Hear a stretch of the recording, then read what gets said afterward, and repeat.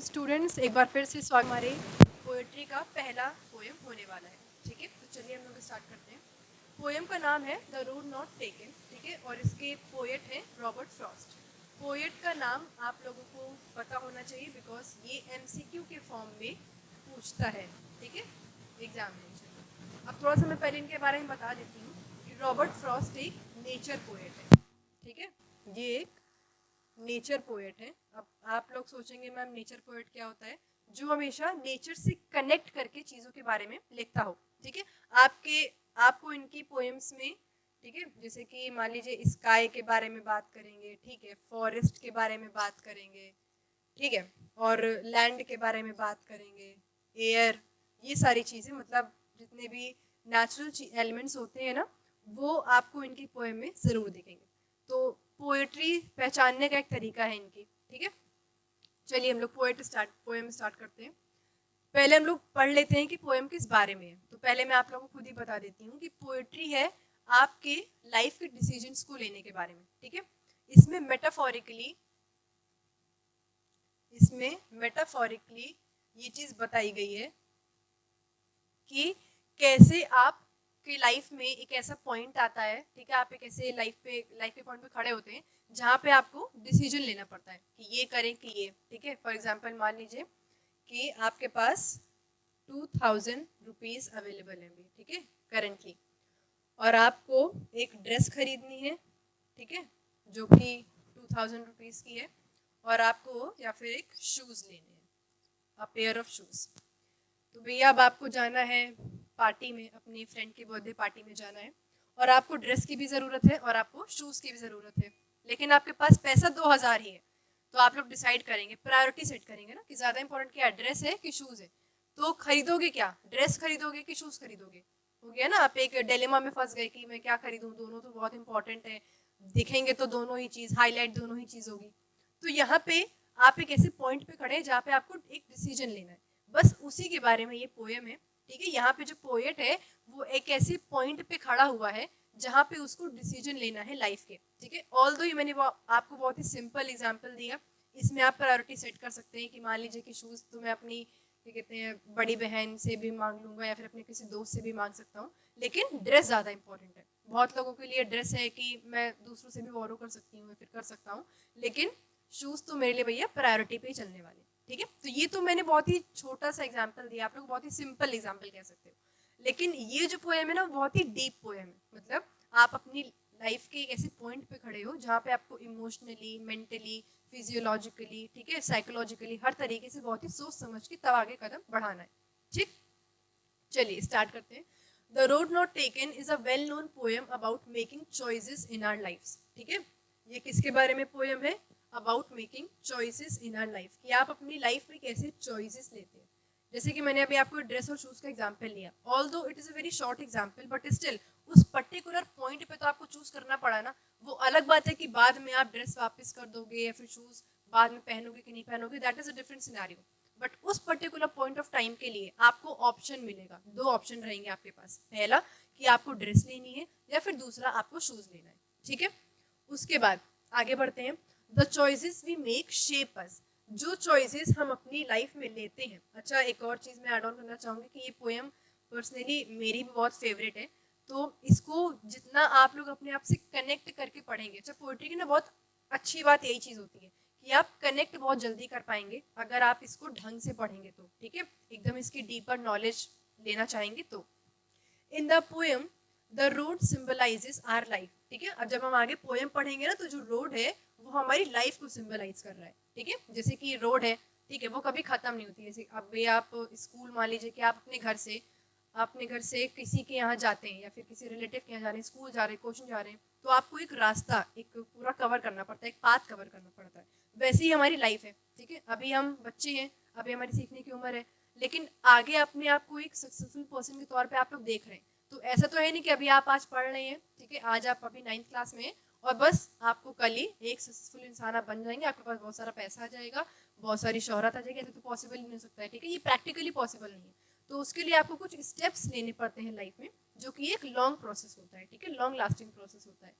And the path that we don't choose it is the road not taken. ठीक है, और जब आपकी लाइफ में ऐसी सिचुएशंस आएंगी जहाँ पे आपको चूज करना पड़ेगा, तो दो ऑप्शंस आते हैं हमेशा।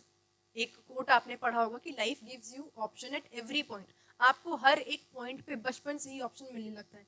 जैसे कि मान लीजिए कि अभी आपकी मम्मी ने खाना बनाया, ठीक है, पूरा जैसे इंडियन ट्रेडिशन में खाना बनता है, लेकिन आपको खाना है चाइनीज, ठीक है, तो आपके पास चाइनीज में मेन्यू आ जाएगा कि आपने मान लो जोमेटो खोला, ठीक है, जोमेटो में पिज्ज़ा भी आ रहा है, बिरयानी भी आ रही है, मैगी भी आ रही है, चाउमीन भी आ रही है, और पाव भाजी वगैरह एटसेट्रा, बहुत सारी ऑप्शंस वहाँ पे अवेलेबल है। बट उस पॉइंट ऑफ टाइम पे आपको चूज करना पड़ेगा कि आपको क्या खाना, आपको अपनी प्रायोरिटी सेट करनी पड़ेगी। तो वहां पे भी आपको देखो चूज करने का ऑप्शन मिल रहा है, ठीक है। तो चूज करना आपकी लाइफ का एक बहुत ही इंटीग्रल पार्ट है, जो कि आपको ना चाहते हुए भी वो आपकी लाइफ में आएगा ही आएगा, ठीक है। ये एस्पेक्ट आपकी लाइफ में हमेशा रहेगा। The poet describes his life experience and says that long ago he had two choices to make. He had chosen one and moved ahead with it. ठीक है। अब यहाँ पे पोएट क्या बता रहे हैं कि कुछ साल पहले की बात है, ठीक है, उनके पास वो एक ऐसे लाइफ के अपने ऐसे पॉइंट पकड़े थे जहाँ पे उनके पास दो ऑप्शन थे, ठीक है, कि या तो उनको एक ऑप्शन चूज करना है और he have to choose other option, ठीक है। और वही पूरी जो उनका एक्सपीरियंस है इस पोएम में, वही अपना एक्सपीरियंस बताएंगे कि जब मैं ऐसे पॉइंट ऑफ टाइम पे खड़ा था जहाँ पे मुझे दो ऑप्शन चूज, दोनों में से कोई एक ऑप्शन चूज करना था, तो मेरा कैसा मेंटली कैसा मैं प्रिपेयर था कि नहीं था, इमोशनली किस लेवल पे था मैं, ठीक है। तो वो जितने भी उनके जो माइंडसेट उस वक्त बैठा था ना, ये उसके बारे में बताएंगे हम लोग को। Now if he wants to make another choice he can't do so. The message the poet wants to convey is that the choice we make significantly impact our future. बहुत इंपॉर्टेंट लाइन है ये समझ लो कि ये theme है, ठीक है, ये जो है ये थीम है आपके पोएम की, कि आप लाइफ में आज जो डिसीजन लेंगे वो आप चेंज नहीं कर सकते, पहली चीज। और दूसरी चीज, वो आपके फ्यूचर को बहुत इम्पैक्ट करेगा। जैसे कि अभी मैंने आपको एग्जांपल दिया था ड्रेस और शूज का।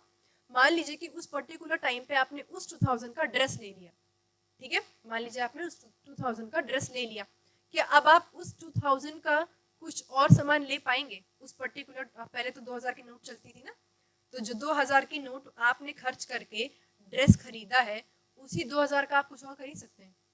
पॉसिबल ही नहीं है। अगर आप उस ड्रेस को कभी किसी और को दे भी दें, बदले में पैसा भी ले लें, तो आपको एग्जैक्ट वही 2000 रुपये कभी नहीं वापस नहीं मिलेंगे, ठीक है, ये कॉन्सेप्ट है। और दूसरी चीज, इम्पैक्ट करेगा कैसे फ्यूचर में, अगर आपने वो 2000 ड्रेस में खर्चा कर किया, ड्रेस में इन्वेस्ट किया, तो आपके पास फ्यूचर के लिए एक ड्रेस रहेगी आपके पास। और वही अगर आपने 2000 शूज में इन्वेस्ट किया होता, तो आपके पास फ्यूचर के लिए शूज रहता, ड्रेस नहीं रहती, ठीक है।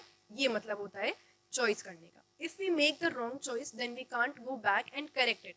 और ये भी एक इम्पॉर्टेंट एस्पेक्ट है कि ऐसा पॉसिबल नहीं है कि आपने कोई पर्टिकुलर एक ऑप्शन को चूज किया और आपको फिर बाद में रियलाइज हुआ कि नहीं ये तो गलत चूज कर लिया मैंने, तो आप वापस से उस बात पे नहीं चल सकते हो, ठीक है। It's like a concept of time, ठीक है। जैसे कि मान लो टाइम का कॉन्सेप्ट होता है। अगर मैंने आपसे बोला कि मान लीजिए कि अभी 5 बज रहा है, ठीक है, फॉर इंस्टेंस इट्स 5 PM और आज डेट है आपकी 30 अगस्त 2024, ठीक है। मैं आपसे बोलूं कि अभी एग्जैक्ट टाइम पे 5 बज रहा है और डेट है 30 अगस्त 2024। ये टाइम दोबारा वापस आ सकता है? कभी नहीं आएगा। अगर मैं कहती हूँ कि 5:01 भी हो जाता है, तो ये वाला टाइम गया, अब दोबारा कभी नहीं आएगा, ठीक है। इस पल को आप दोबारा कभी नहीं जी सकते, ठीक है। बस वही वाला कॉन्सेप्ट यहाँ पे भी लग रहा है। So we should be wise while making decisions or choices in our life. Wise का मतलब होता है समझदार इंसान जो होता है, ठीक है। वाइज मतलब जो इंसान समझदार होता है। तो यहाँ पे बताया गया है कि अगर हमें अपनी लाइफ के किसी भी डिसीजंस को लेना है तो हमको बहुत ही समझदारी से लेना पड़ेगा। मतलब हम किसी एक अपने इमोशन पे फोकस होके अपने डिसीजंस को नहीं ले सकते हैं, ठीक है। एक और एग्जांपल देती हूँ मैं फॉर अ बेटर अंडरस्टैंडिंग। मान लीजिए कि आपकी तबीयत बहुत खराब हो गई है, ठीक है, बस मान लेते हैं, मैं चाहती नहीं हूँ ऐसा कुछ हो आप लोग के साथ, ठीक है। मान लीजिए आप लोग की तबीयत खराब है और आपके टेस्ट स्टार्ट होने वाले हैं, ठीक। तो आपके पास दो ऑप्शन रहेगा ना। पापा कहते हैं अरे हटाओ छोड़ो, टेस्ट वेस्ट तो होता रहेगा, हेल्थ ज़्यादा इंपॉर्टेंट है, पहले हेल्थ को देखना है उसके बाद पढ़ाई को देखना है। तो मान लीजिए आपका टेस्ट है, लेकिन आपको बहुत ज़्यादा आपकी तबीयत खराब नहीं है, बट क्योंकि अभी आप बच्चे हैं तो आपको लगेगा कि बहुत खराब हो रही है, ताकि पढ़ना ना पड़े। ठीक है, मान लीजिए आपका इंग्लिश का टेस्ट है, ठीक है, अगले दिन, और आपके सर में दर्द हो रहा है, ठीक, और आपको पता है अंदर ही अंदर कि आप पढ़ सकते हैं, अगर पढ़ना चाहें तो आप 1-2 घंटा आपकी बॉडी अलाउ करेगी उस चीज़ को, लेकिन नहीं, आपने अपने आप को क्या किया, जिसे कहते हैं ना झूठी तसल्ली देना, फॉल्स होप्स देना, कि नहीं मेरी तो बहुत तबीयत खराब है, अब तो पढ़ नहीं पाएंगे, देखते हैं, एक टेस्ट छोड़ देते हैं, देखते हैं क्या होता है, मैम से बात कर लेंगे, रीटेस्ट दे देंगे।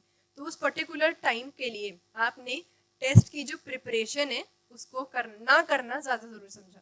ठीक है, अब इसका रिजल्ट देखो क्या होगा। वही बात होती है कि जब आप कॉन्सिक्वेंस के बारे में नहीं सोचते हैं, जब आप कॉन्सिक्वेंस के बारे में नहीं सोचते हैं तो आपको चीज़ें ईजी लगने लगती हैं, है ना, वो आपका डिसीजन बहुत ईजी लगेगा, ये तो क्या हुआ, नहीं तो पढ़ रहे हैं, बाद में दे देंगे। लेकिन आपको नहीं पता है कि वो टेस्ट दोबारा हो पाएगा कि नहीं, आपको नहीं पता है कि वो टेस्ट कितना रिलेवेंट है, कितना इंपॉर्टेंट है आपके एकेडमिक सेशन के लिए, आपको इस सबका कोई अंदाजा भी नहीं, आपने सोचा भी नहीं है कि इसके आगे का कॉन्सिक्वेंस क्या होगा। ठीक है, यही कॉन्सेप्ट है इस पोएम में। अब हम लोग अपनी पोएम को स्टार्ट करते हैं। ये पूरा कॉन्सेप्ट समझ में आ गया है ना। बेसिकली इस पोएम में आपको ये बताया गया है कि कैसे आप लाइफ के डिसीजंस को सही समय पे सही तरीके से समझदारी से आपको लेने चाहिए।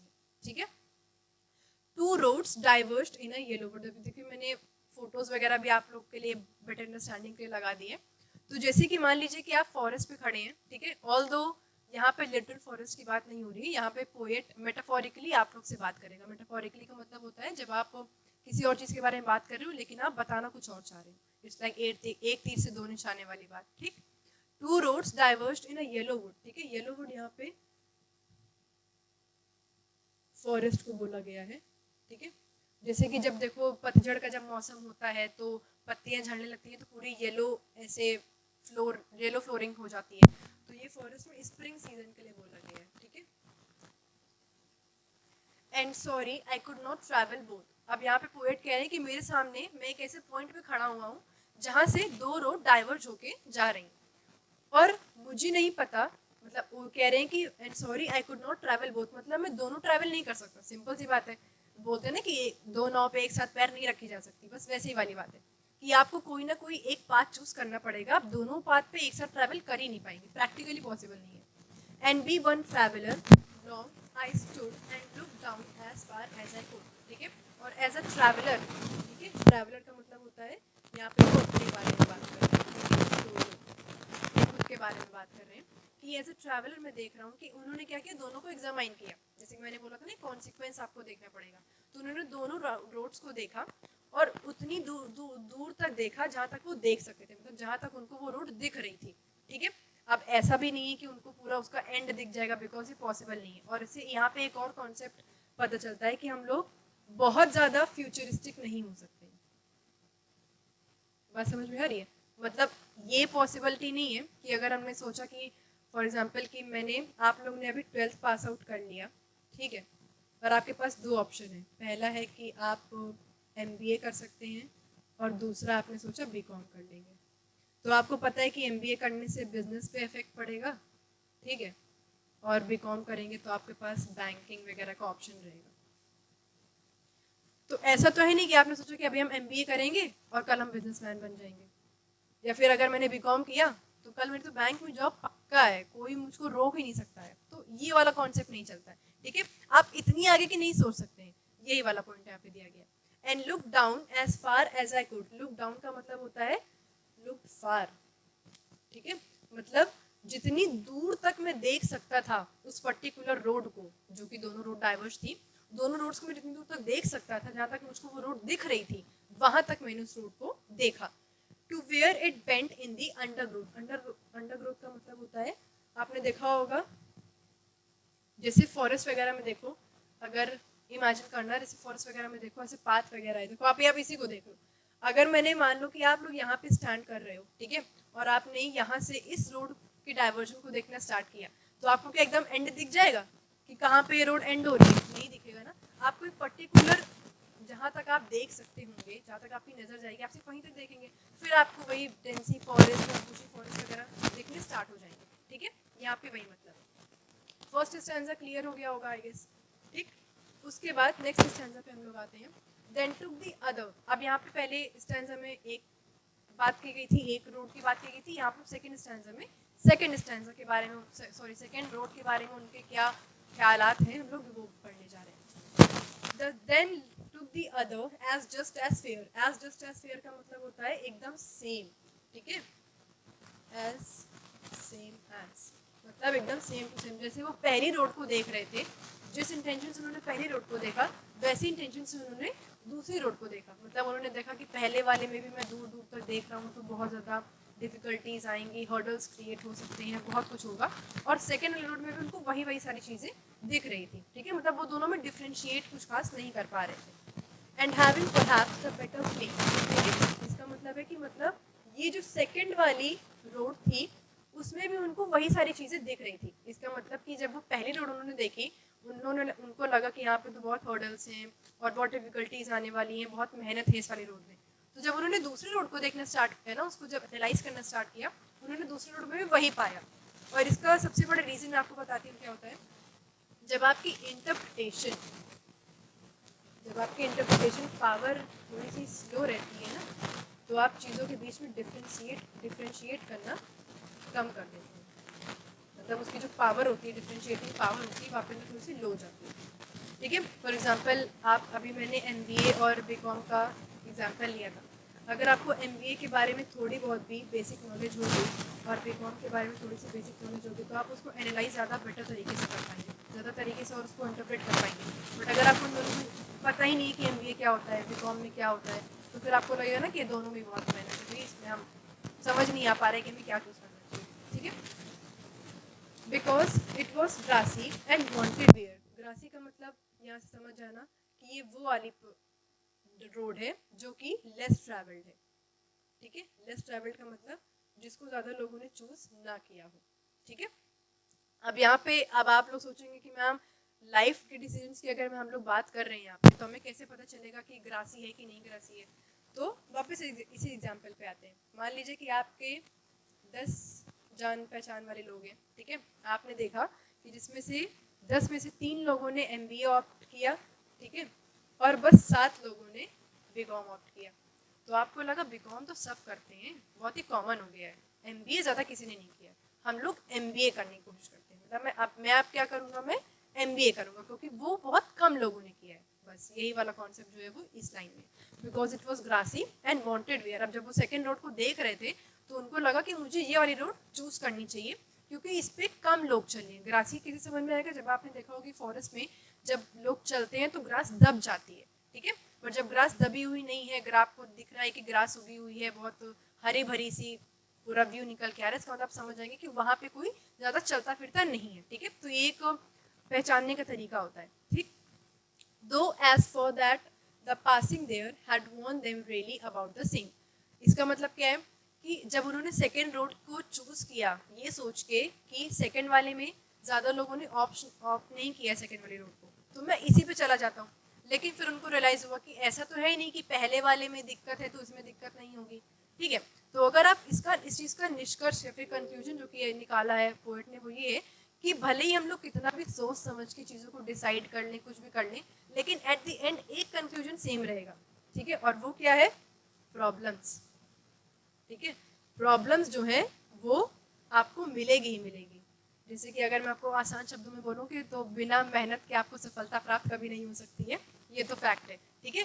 कि ऐसा पॉसिबल नहीं है कि आप मेहनत ना करें, बिल्कुल भी आपको कुछ करना ना पड़े और आपकी सफलता आपके कदम चूमे। तो ये सिर्फ एक फैक्ट, एक इमेजिनेशन आपके दिमाग में रह सकती है, लेकिन प्रैक्टिकली ऐसा कभी होने नहीं वाला, ठीक। चलिए आगे बढ़ते हैं हम लोग। And both that morning, equally lame, in leaves no step had trodden black. Oh, I kept the first for another day, yet knowing how way leads on to way, I doubt if I should ever come back. ठीक है, पहली line पढ़ते हैं। And both that morning equally lame, ठीक है।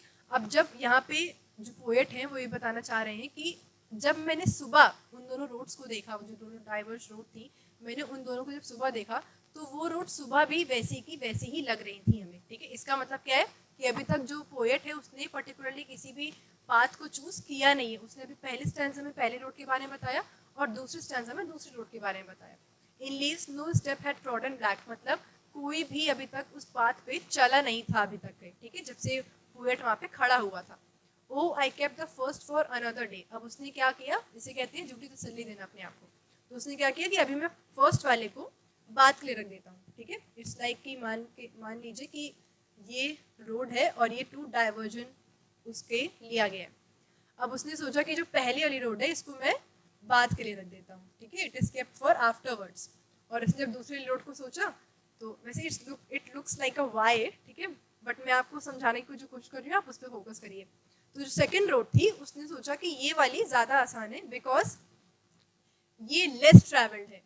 इसको लगा कि यहाँ पे ज़्यादा लोग तो चले तो होंगे नहीं, ठीक है, तो हो सकता है कि लेस ट्रैवल्ड है तो ये ज़्यादा लोगों ने एक्सपीरियंस नहीं किया है, या फिर ये वो वाले इंसान होते हैं जिनको थोड़ा सा अलग रहना पसंद है, ठीक है, मतलब एकदम लोगों से अलग और सोसाइटी से अलग कि हम तो एकदम डिफरेंट पर्सनालिटी बनेंगे, ठीक है, वैसा वाला कॉन्सेप्ट जिनके अंदर होता है ये वो चूज करते हैं।